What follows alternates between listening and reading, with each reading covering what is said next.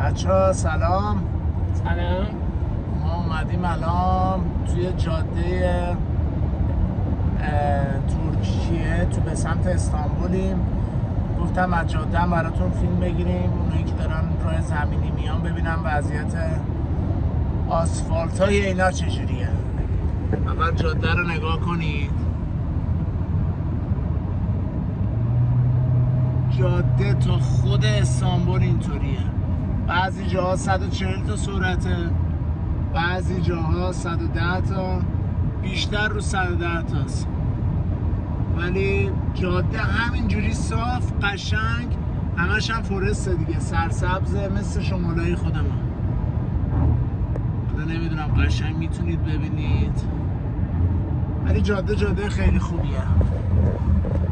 بعد بچه یه نکته یادتون باشه، توی مرز ساعت 12 شب نرید. ساعت یه طوری برید 7 صبح بیاید بیرون، چون که ساعت 12 هم برسید اونجا ایران تعطیل میکنه. تا 7 صبح کسی کارتون رو راه نمیندازه، غیر قانونی ها، ولی کارتون رو راه نمیندازه، 7 صبح راه میندازه. ما 7:30 صبح 7 صبح اونجا بودیم، 7:30 صبح از مرز اومدیم بیرون. بعد ساعت 12 شب هم رسیدیم استانبول. حالا دیگه بقیه‌ش هم بهتون اطلاع میدیم. فقط یادتون نره ما رو سابسکرایب کنید، یه قلب کوچولو برامون بذارید، حمایتمون کنید. ما خیلی ماجراجویی داریم.